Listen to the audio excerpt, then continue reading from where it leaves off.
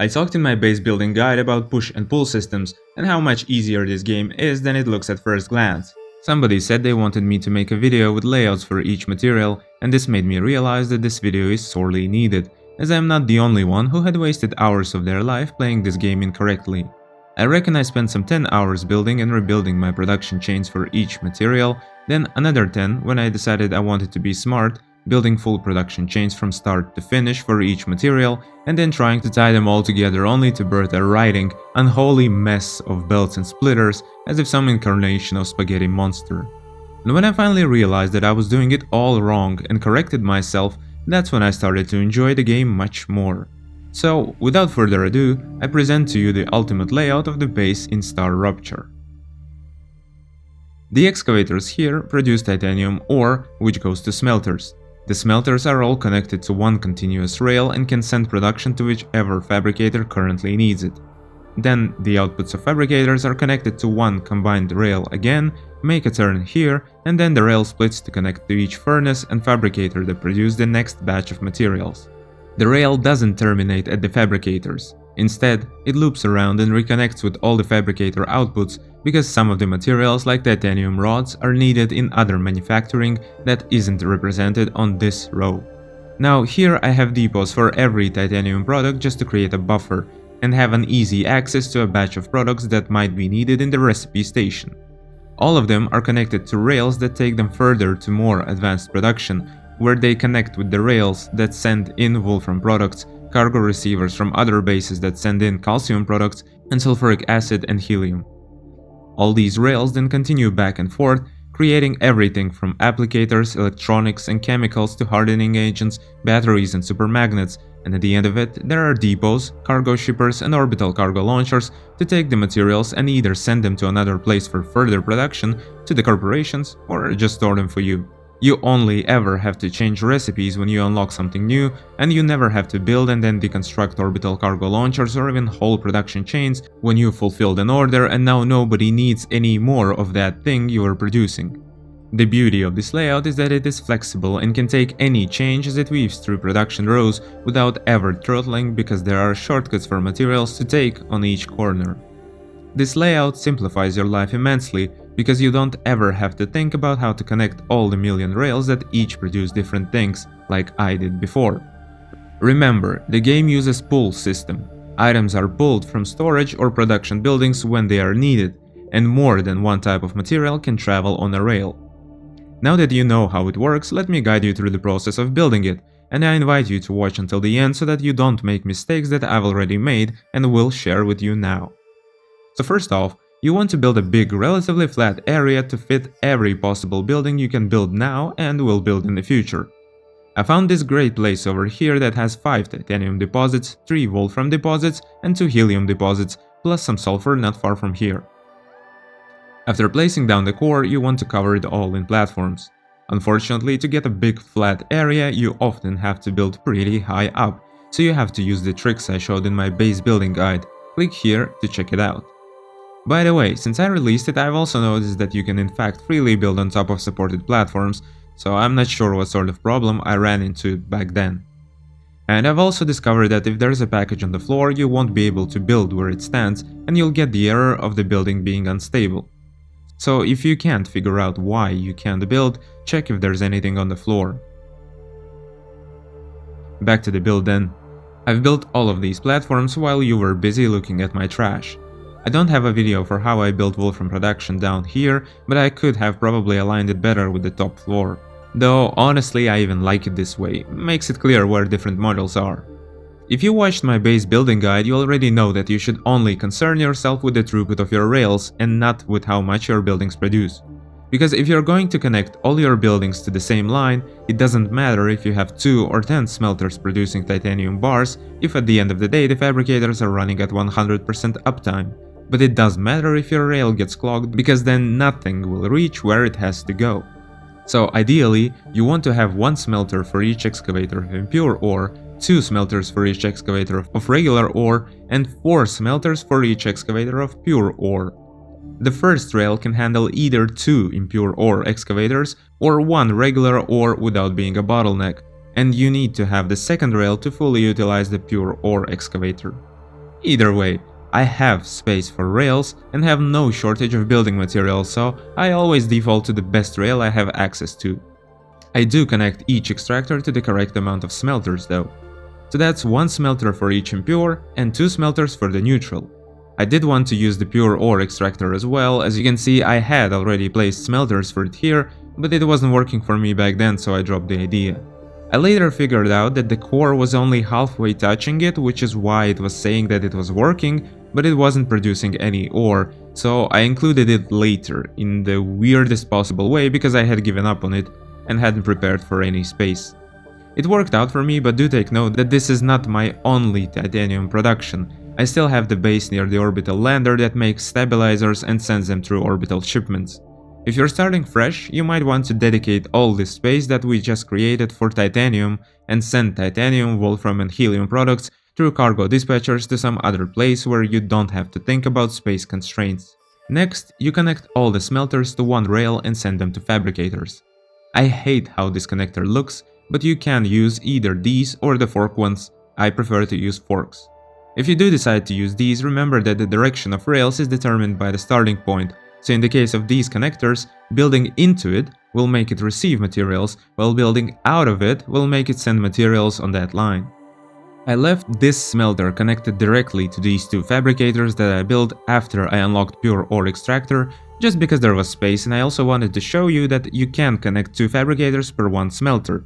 And in general, if there's space and opportunity to bypass the main rail, why not do it for the sake of efficiency? There's also this cheeky fabricator I put here. It produces titanium rods just because titanium rods are needed further down the line, so why not provide them directly without sending them traveling through the whole loop? Now you have fabricators. Again, they all connect to a single rail and go on to connect further into other fabricators and furnaces. Remember that you can turn the rails when building them by clicking R. This sometimes helps you put a rail in a tight space without having to build a connector. Also, if you use scroll wheel, you can adjust platform height, and clicking middle mouse button you can adjust the height of the rail itself. You don't have to worry about fabricators producing different materials. They can all travel on the same rails and they figure out where they need to go on their own. Also remember that buildings with 2 and more inputs can handle both materials being sent on one rail. It's easy to forget, but you don't need 2 rails just because the recipe is asking for 2 different materials. Now you can see that the rail continues, makes a turn and joins with the output rails from these producers. This is because there are recipes in the game that need raw inputs such as titanium rods, so I send them along with everything produced over here like housing and tubes. And the depots here serve as buffers and for you to be able to take some extra stuff if you ever need them for something in Recipe Station. The added benefit of having depots like this is that you always know what's inside.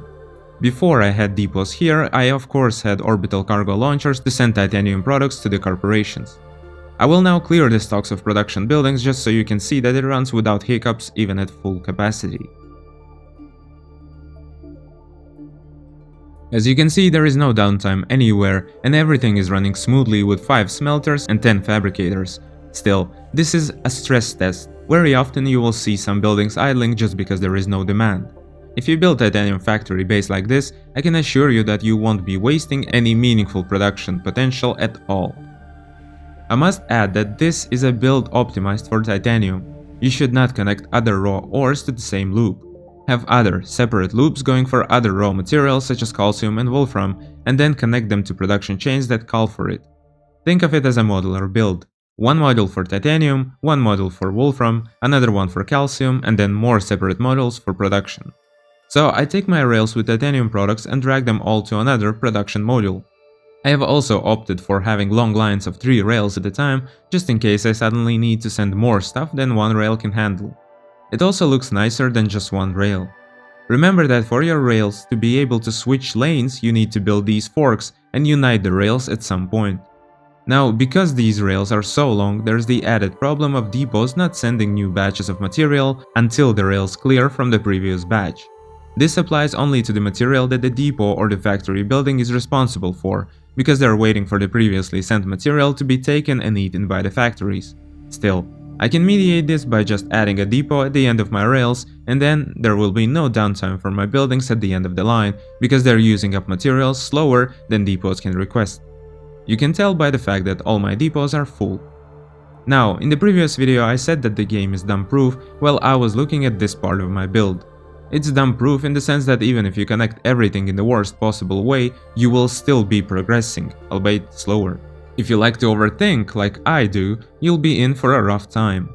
Even after I built all of this, even after I said that you can connect just one rail even if the recipe calls for multiple ingredients, my brain still defaulted to my previous mode of thinking, and I still built all of this spaghetti, and I still separated this rail into 3 just to plug into the press. But it doesn't really matter, because the important thing is this area. This is where the magic happens. You see my rails with titanium coming from the left, you see wolfram coming from the right, and you see a bunch of cargo receivers accepting materials from my other bases. They then combine over here to make things like stators, applicators, electronics, batteries, hardening engines that all get sent through the loops and eventually reach these orbital cargo transporters and cargo dispatchers. What's going on here, you'll ask me? Well, at some point you will be faced with the challenge of overly productive machines that will clog your rails. In my case, that was chemicals and hardening agents. There's many things that need chemicals in the game, and so we need to have at least 2 furnaces dedicated to producing them. The problem here is that one furnace requests 5 materials per 2 seconds, and 2 of them request 10. That's way too much for a little rail to handle.